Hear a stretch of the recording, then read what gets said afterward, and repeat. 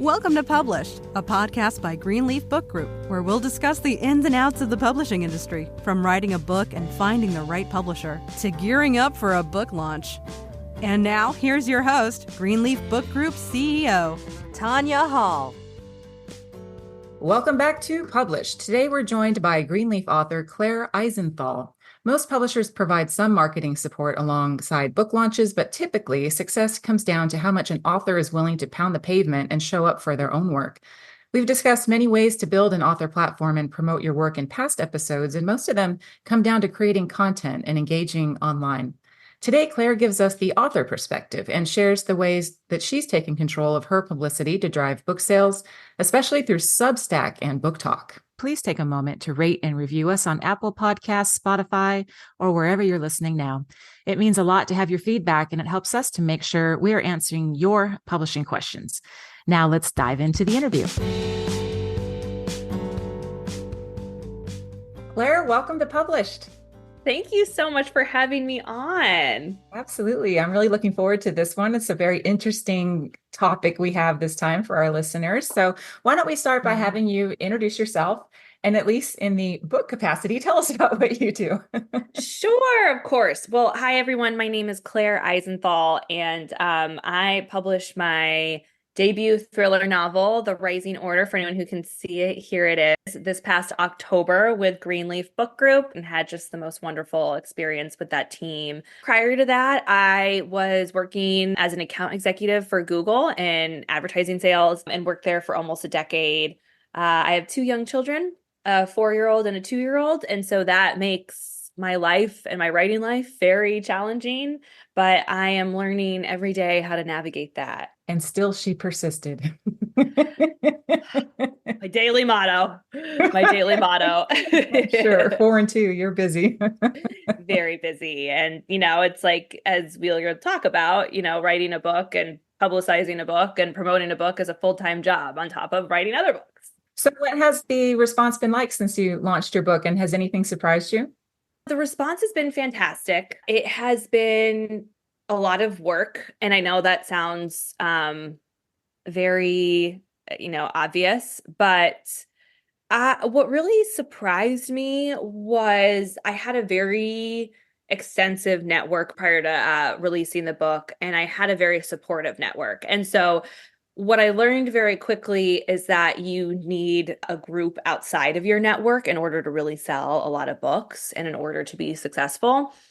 And I think I was operating under the assumption that I would be able to fly by my own network for pretty much a majority of my sales and whatnot. And I learned quickly that if you want to sell a lot of books, like I said, it needs to be outside of that network. Yeah. And to that point, I think that's one of the things that you've done exceptionally well when I look at how our authors promote their books, is kind of meeting the readers where they are, and specifically online. So can you talk a bit about the websites that you use to do that? I primarily leaned heavily on social media. So whether that's Facebook or Instagram or TikTok and now Threads and even Twitter, there's different audiences for each platform. And as a result, one thing that I learned over these past 6 to 7 months is you really need to speak to each of those audiences very differently. Content that you might make in order to promote your book, you can't just kind of spray it out there and hope that it will stick. You really need to be pretty precise about how you want to speak to people who are on TikTok, because it'll be an entirely different demographic than a group of people who are on a Facebook group. So that, I think, has been a majority of my focus, because that in itself is so time consuming. When you're trying to cater your message to these different groups on these different social media platforms, it's very time consuming. And you really need to focus your energy on channels that are effective. But when it comes to connecting with other authors, which has been a really important part of this networking process, so other debut thriller authors, whether they're self-published or published through traditional publishers, I have really focused on websites and podcasts that are thriller specific, since I write a thriller. And do you think that some of those channels are more appropriate for fiction, let's say, versus nonfiction? I definitely do, but I think social media is so broad now, you can find anybody really. It's just a matter of making sure you are speaking to the people who will be interested in either your fiction book or your nonfiction book. I will say I've only really heard, and you would obviously know about this much more than I would, that, anecdotally, it's important to kind of have a presence if you're a nonfiction author on social media. In comparison to some fiction authors don't have as large of a presence. Let's talk about Substack. We've never actually talked about Substack on this podcast, so I'm super Oh, excited about this because really? I think a lot of people maybe have heard the word and don't really know what it is at all. So maybe Yeah. start by telling us what the heck is Substack and then how did you use it? Sure. Well, so Substack is essentially like an online newsletter platform, and it's very easy to use. And I started my Substack, which is called Rising Talent, and it is oriented toward debut authors. And I really try to focus on the content of my newsletter, lessons that I wish I would have known prior to releasing my debut novel, because it is a pretty steep learning curve and there was so much that I didn't know prior to the book coming out. I started this back in January, and there was a few reasons that I started it. One was because I noticed that there is an element, and an important element, when you're trying to promote the book, about reciprocity. So, when you want book talkers or people who are on Booktok who talk about and review books, or people on Instagram who review books and read lots of books, if you want them to consider your book, you can kind of offer them something with this now newsletter that I have to help build their following of authors and get the word out there about their platform that they're also trying to build. And so I've been doing that by trying to help both authors and help the book reviewers by profiling them. So talking a little bit about the Instagram/Bookstagram space by featuring a Bookstagrammer, or talking about how I've navigated and used Booktok and TikTok by featuring BookTokers. And so by doing that, I'm helping them, but I'm also helping other authors learn how to navigate this space, because it can be so overwhelming, especially when there are so many of these different social media platforms to navigate. And a lot of us either don't have the time, we don't have the content, or we just don't even really know how to use them. For fiction, that is particularly true, right? Like nonfiction authors Yeah, have the luxury of kind of repurposing some of that core content in the book and just kind of chunking it out there. And totally. you guys have to sort of reinvent the wheel every time you sit down at the writing table. Yeah, exactly. Exactly. In the core of what I talk about in the Substack in various degrees each or every other week, whenever the Substack is published, is how important networking is throughout this whole process. And that's something that I carried over from my last career, being in advertising and sales for so long. Is building relationships is a really critical part of promoting your book. That's something you can do before the book comes out. And that was something that I also really struggled with prior to the release of my book. And as somebody who's very type A and likes to be really involved, it's like, what can I do? What can I do? Okay, I need to be on TikTok. I need to be creating all this content. But honestly, just leveraging the platforms in order to meet the actual book reviewers and see their content and see what people are reading is just as critical as making your own content. That's definitely something that I am trying to talk about all the time so that new authors understand the importance of that. Yeah, it takes a little pressure off of them too. I like that.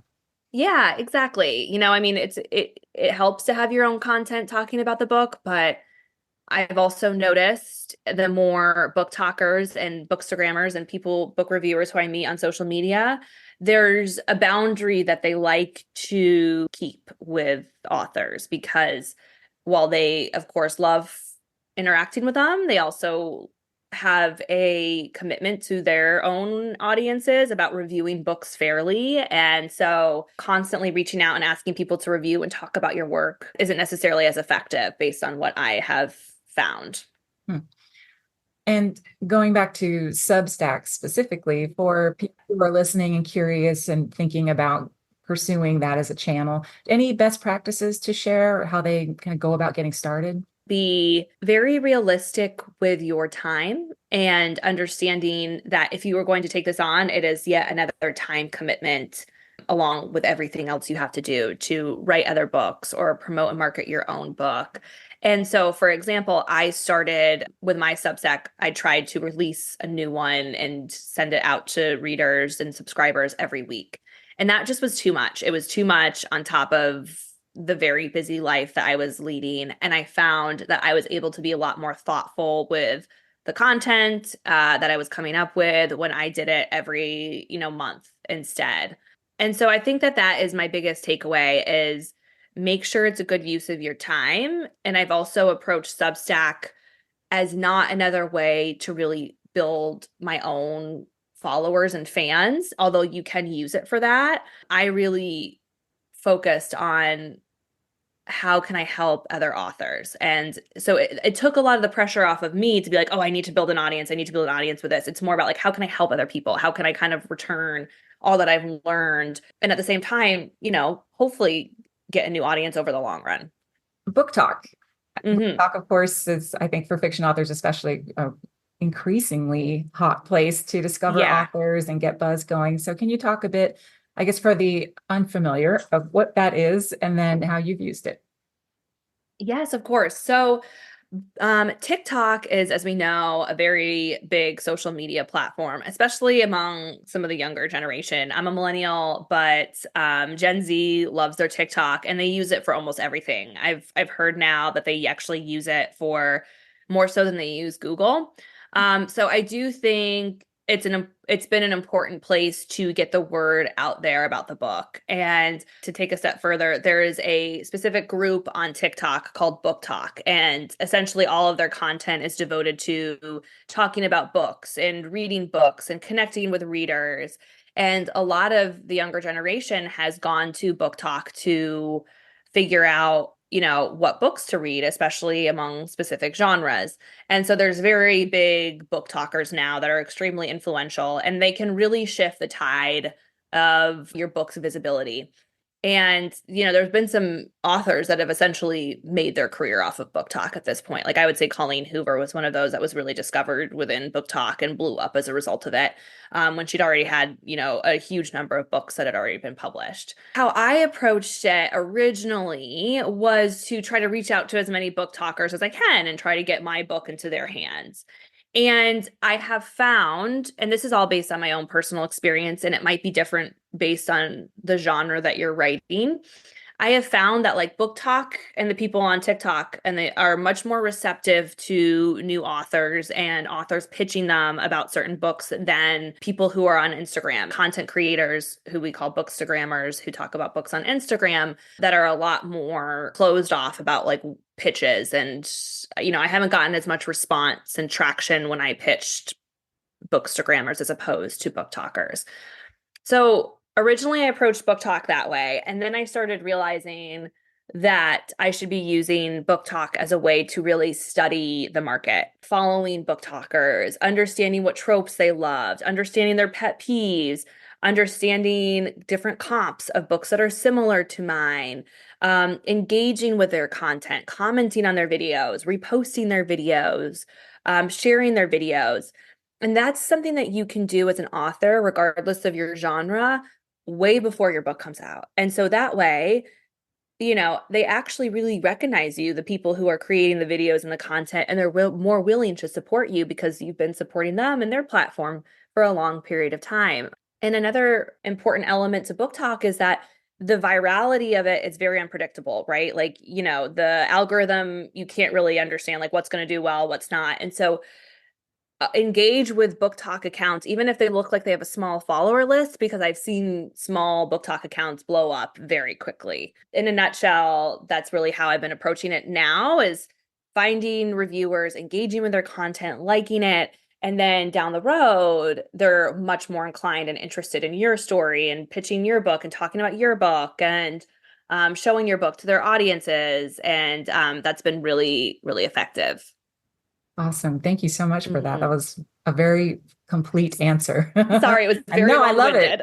And going back to the Substack, Tanya, I did feature some book talkers, and that was one of my most popular posts or popular newsletters, was authors who were really struggling with like, I don't even, TikTok is so overwhelming to me. I don't even know where to start. And so by featuring a few book talkers and talking about their experience and how they use the platform and how they talk about books, I think it humanized it a lot for other authors. And that was something that I hope to kind of do more often, is like profile more book reviewers and more book talkers and whatnot. So Humanizing it, after all, we are all humans and relate to that sort of interpersonal connection. I think that's really important to remember on social media. exactly. You've given us so much great insight on Booktok, and in general, it sounds like you've got a really firm grasp on social media as an author, of course. So how do authors stand out on social media? It's so intimidating, I think, for people who haven't started. And I think often we Yeah. just shut down when we're faced with something like that. But you've done such a great job, and maybe you can share a little bit of the how. Yeah, that's a great question. And honestly, it's one I'm still figuring out too. I don't think that there is a perfect formula to it. And I think that ultimately what's most important is leaning into the social media platform that you do feel most comfortable on.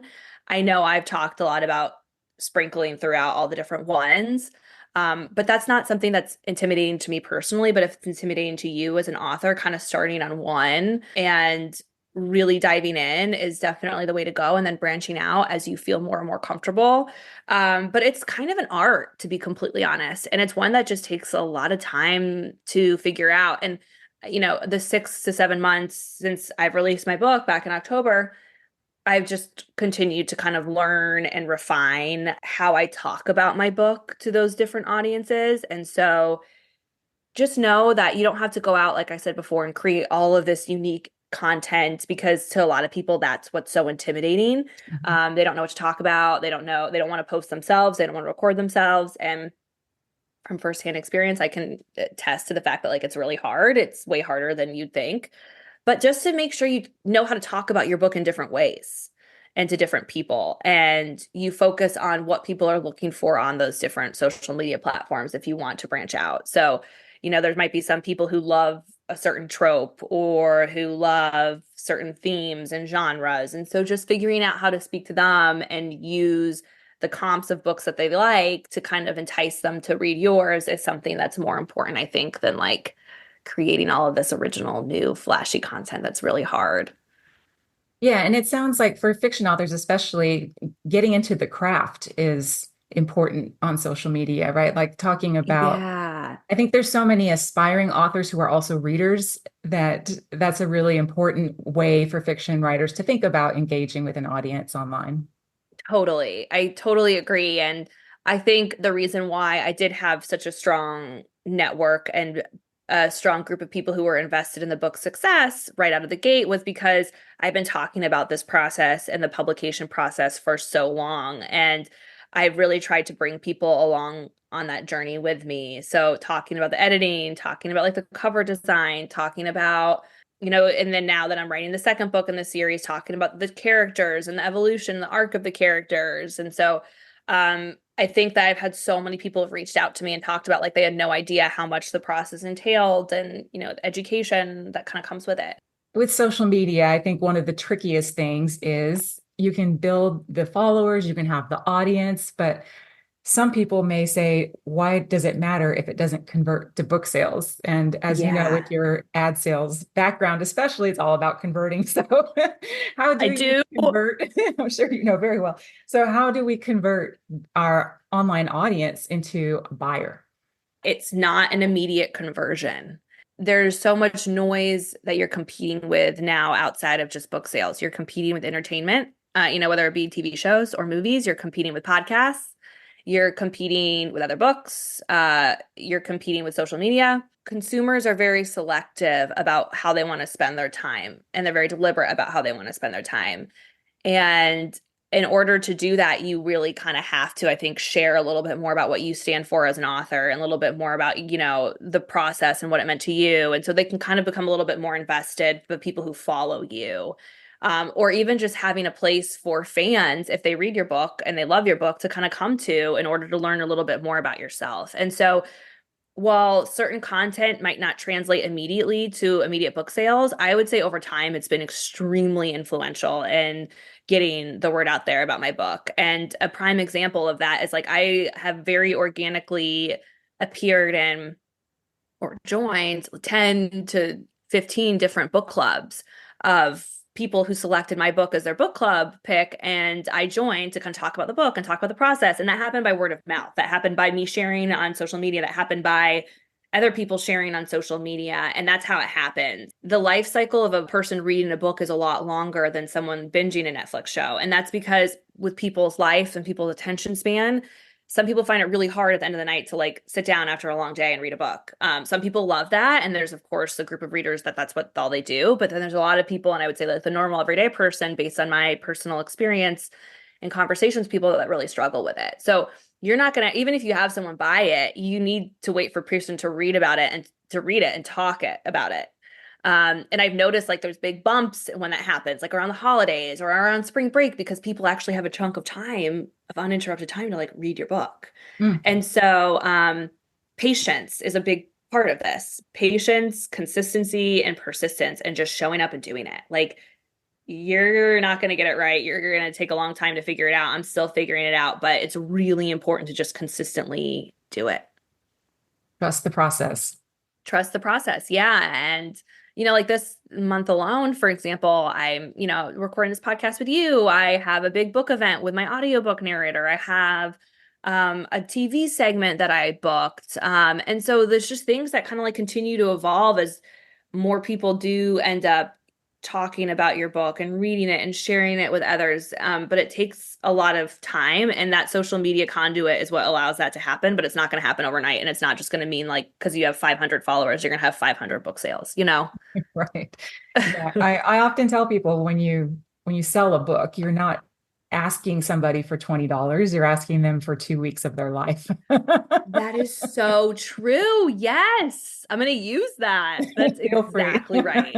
That's exactly right. And I do think your team was very honest and forthright about that with me, because you have like 1,000 Instagram followers doesn't mean you're gonna have 1,000, book sales. And so you can hear that, but it takes almost experiencing it firsthand to realize like, oh, they know what they're talking about. They're right. Well, thanks. Yeah. Duh. So now that you are knee deep into this as a writer, and I know you're working on the subsequent book, what do you wish you'd known sooner, and what are you doing differently now? I think I wish I would have known and gone into this process with the mentality, I'm laughing, that it doesn't end.